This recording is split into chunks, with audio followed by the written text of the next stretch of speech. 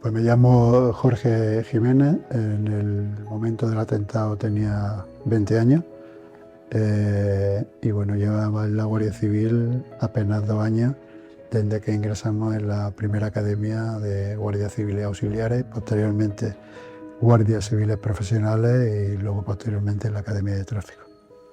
Mi vocación fue exclusivamente profesional, en el sentido no tenía familiares, ninguno trabajando en el cuerpo de la Guardia Civil, sino simplemente quería iniciar una carrera militar que me llevara a ocupar escalafones superiores dentro del cuerpo y como un medio de sostenimiento de vida para poder ingresar en la Academia General Militar y de alguna manera pues acceder a puestos de escalafón superior. En aquellos años, la verdad que eran años durísimos de plomo, había atentados prácticamente sí, todos los meses y diarios, semanales. Sí es verdad que uno es consciente de ello, pero en un colectivo tan grande bueno, de 60.000 o 70.000 personas, pues nunca piensas que te va a tocar que te va a tocar a ti. Sí que lo recuerdo perfectamente. Bueno, el atentado fue un lunes a las 8 menos cuarto de la mañana, 8 menos cuarto, 8 menos 10. El fin de semana anterior era de los pocos fines de semana que nos dieron libre para poder ir a casa. Nos dieron libre el sábado. Y bueno, no, pues, salimos de viaje, yo salí para Granada junto con otros compañeros y bueno, volvimos el domingo por la noche. Antes de salir de viaje, un compañero mío bueno, de Alicante me pidió pues un dinero porque no tenía para poder hacer el viaje con la intención de devolvérmelo a la semana siguiente. Bueno, pues pasó la semana, pasó ese fin de semana. eh, Como todas las mañanas, a las 7 de la mañana, pues te despertabas, te aseabas, desayunabas y te subías al autobús con destino a, bueno, a la práctica de moto que teníamos que hacer en el campamento de Venta de la Rubia. Yo fui uno de los que primero acabé de desayunar y, bueno, pues me subí en el autobús de los primeros y me senté justo en el medio, en el pasillo interno, junto en el medio, y bueno, vi pasar a todos los compañeros que subían. El autobús se llenó y bueno, de los últimos compañeros pasó este amigo y compañero mío al que yo le había dejado el dinero y me dijo: Jorge, vente para atrás conmigo, que hay allí hueco. Yo le negué, digo: "Bueno, si es para devolverme el dinero, ya me lo devolverá cuando puedas, no, no urge tanta prisa". Pero él me insistió y me dice: vente también, que te quiero preguntar una pregunta del examen que teníamos al día siguiente del código del reglamento de circulación. Entonces, pues con ese argumento sí que me levanté, me fui para atrás y el último persona que se incorporó al autobús ocupó mi plaza. Cuando ya pasó el atentado, pues uno se da cuenta de la suerte que tiene, puesto que ese fue el motivo que salvó, de alguna manera me mantuvo con vida, puesto que la persona que ocupó mi lugar, y no quiero decir el nombre porque se identificaría fácilmente la familia, pues falleció. Sí que recuerdo ese momento, lo recuerdo con una cantidad de sensaciones, pues bueno, una fuerte explosión, una explosión importante, una lluvia infinita de cristales, una lluvia infinita de metralla, un dolor por muchos sitios, mucho ruido, un olor a pólvora, no se veía absolutamente nada, un olor asfixiante y bueno, y gente que se podía, pues saltaba por las ventanas, como por las ventanas de socorro, que estaban evidentemente rotas, como pudimos, mucha sangre personal de uno y de muchas personas, restos de cuerpo de otros compañeros, y como si fuera un apocalipsis. La verdad que fue bastante impactante y todavía de vez en cuando pues se me vienen esos recuerdos que son los únicos, porque posteriormente yo ya perdí el conocimiento una vez que conseguí salir del otro.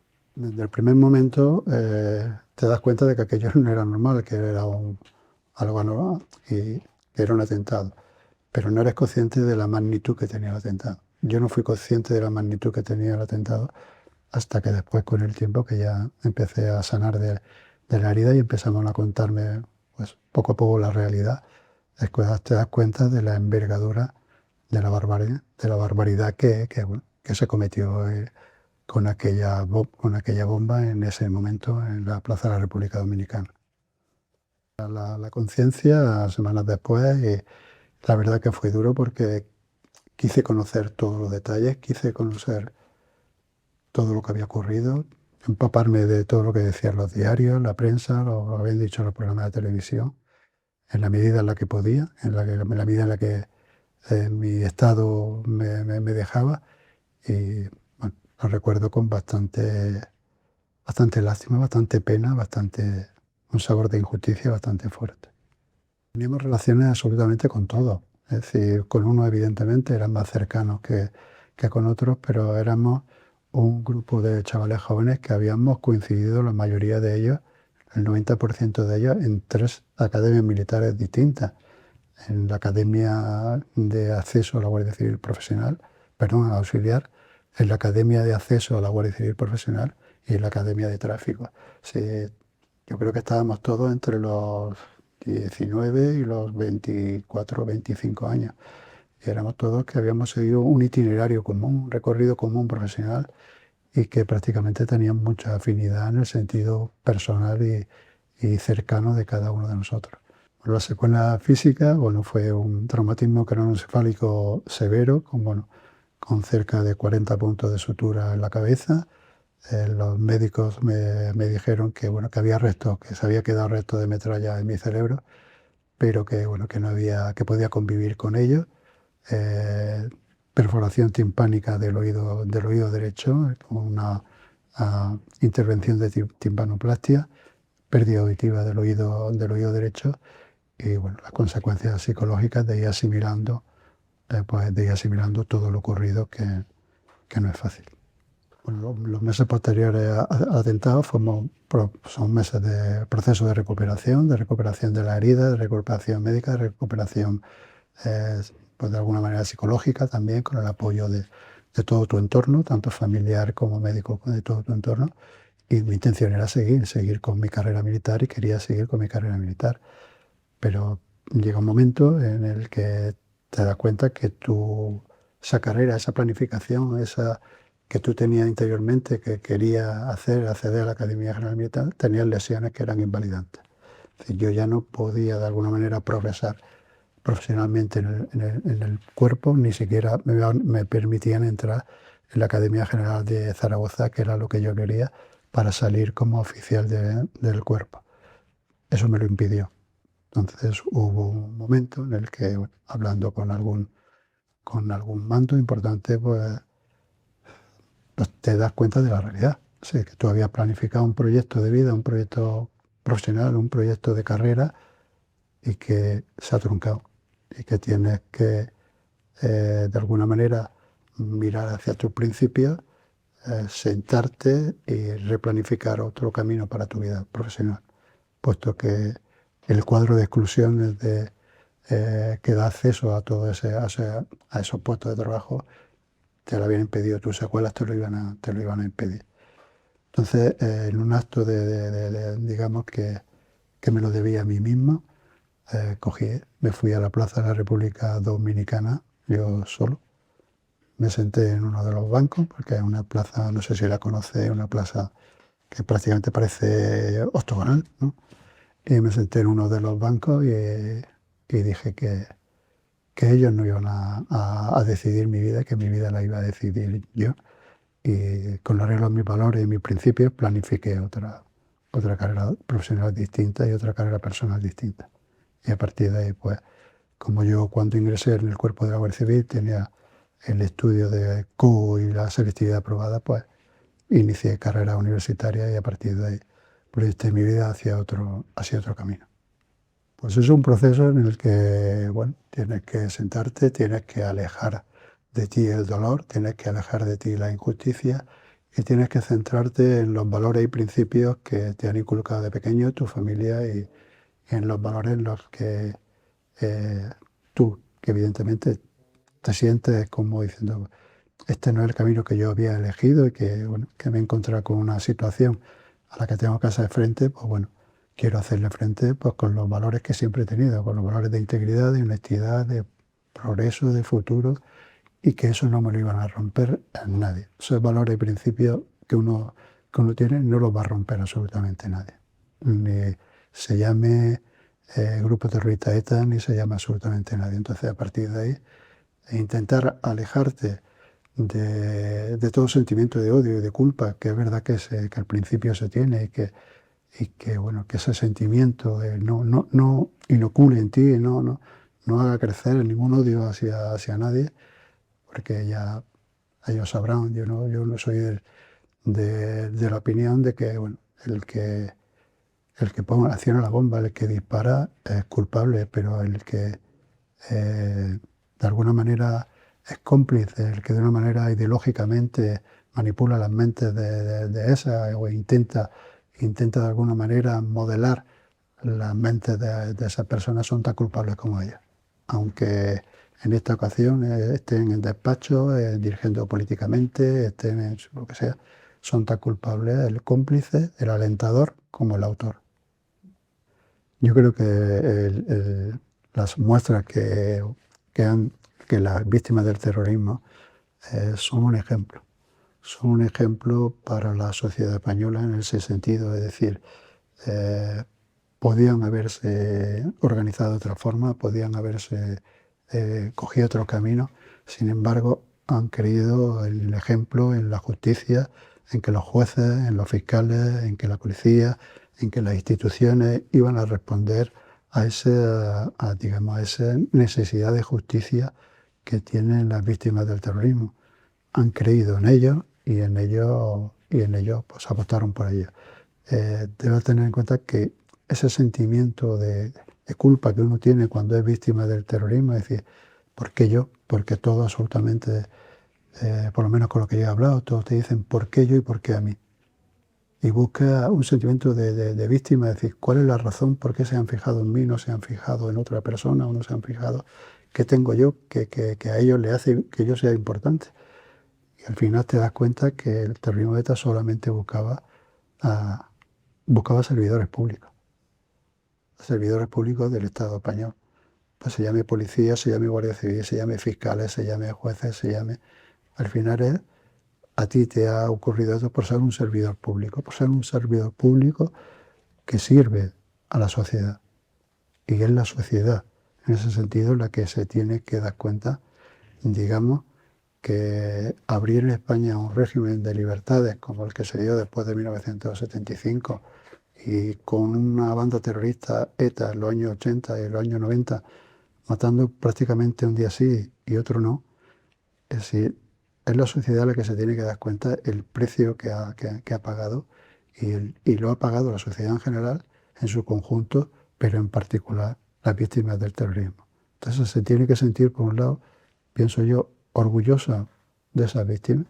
Creo que se tiene que sentir orgulloso de esas víctimas, que han ayudado mucho a que en España se consolide ese sistema de libertades, y también se tiene que sentir que no lo debe de abandonar nunca. Creo yo que no se debe de abandonar nunca a esas víctimas, porque son las víctimas las que tienen la consideración de víctimas única y exclusivamente por ser servidores públicos, no por otro motivo. La sociedad sí que ha sido de alguna manera consciente de eso, pero lo que no estaban preparadas, desde mi punto de vista, eran las instituciones. Y explico un poco el porqué. Es decir, las instituciones no estaban preparadas para responder a las necesidades que tenían las víctimas del terrorismo en cada momento. Y esas instituciones han tenido que ir aprendiendo también con el paso de la experiencia.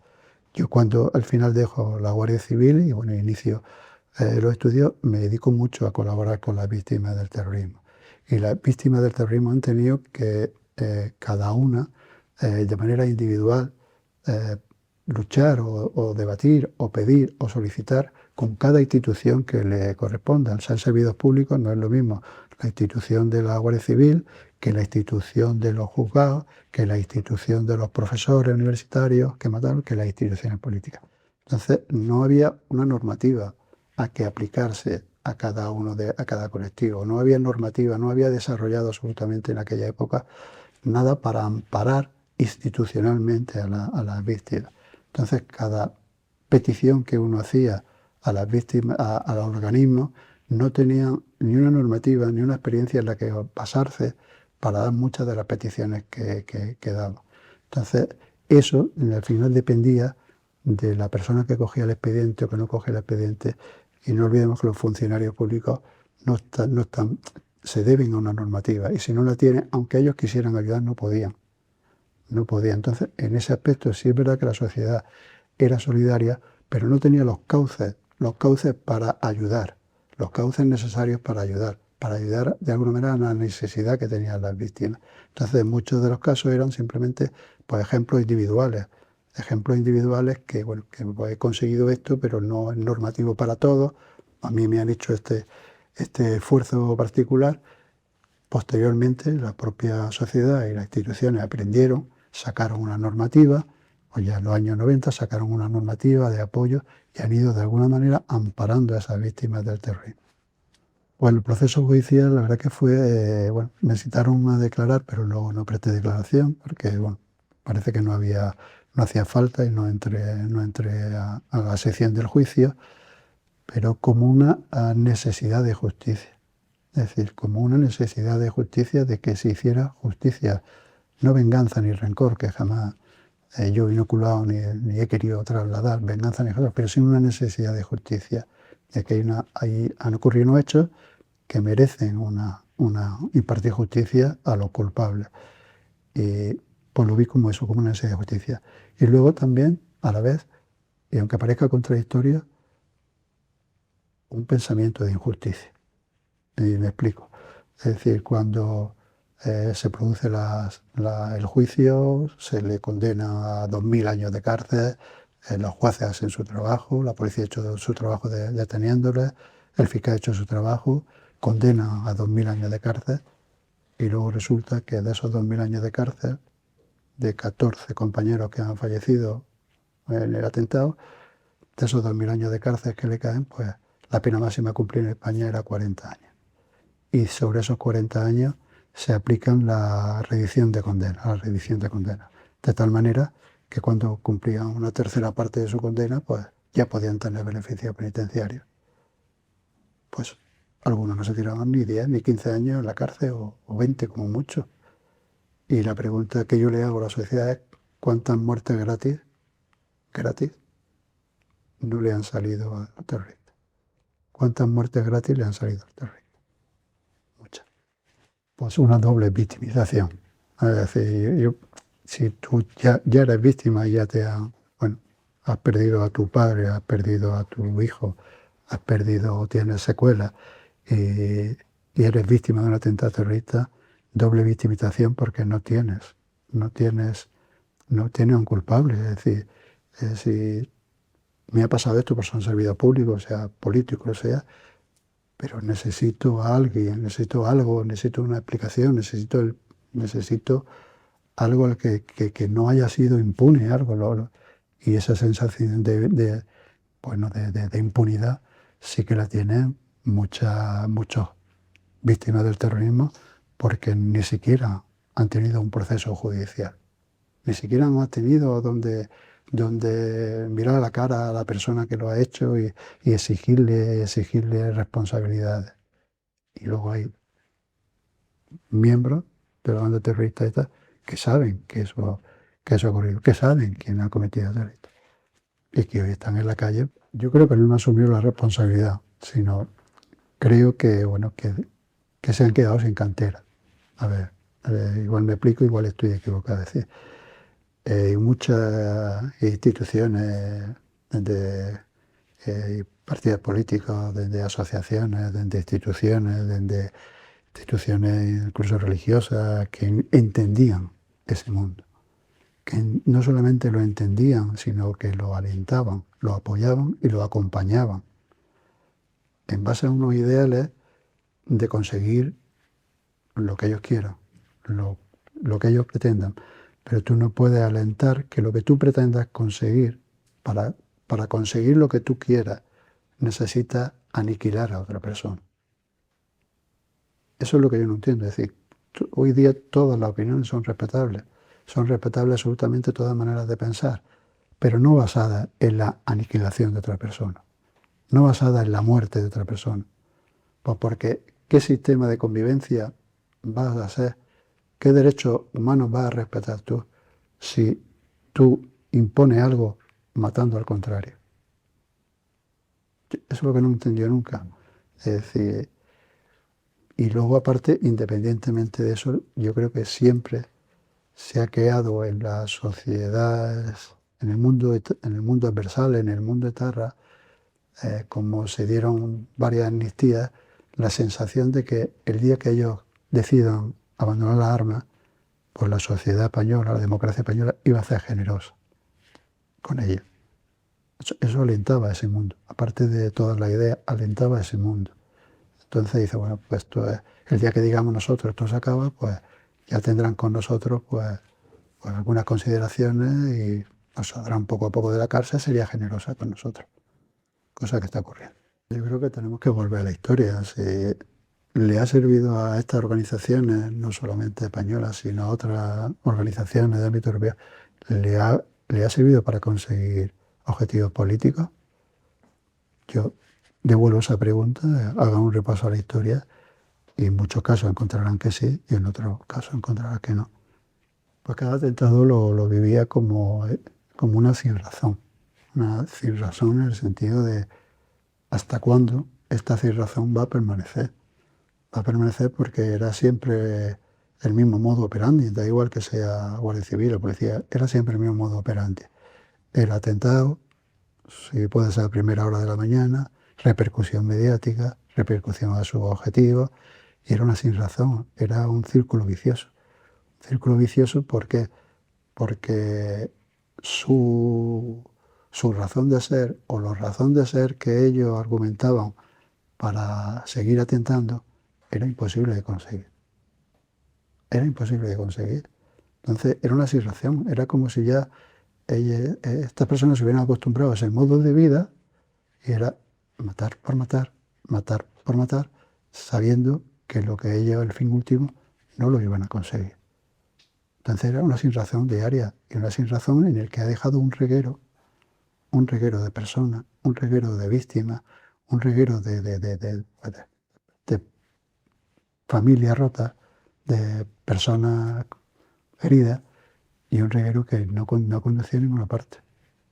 Se sigue prestando. Yo creo sinceramente que las víctimas son de alguna manera el baluarte que tiene la sociedad española o la democracia española, son el baluarte, el reflejo donde mirar para ver que han conseguido superar a personas que estaban interesadas en que en España hubiera un proceso de involución.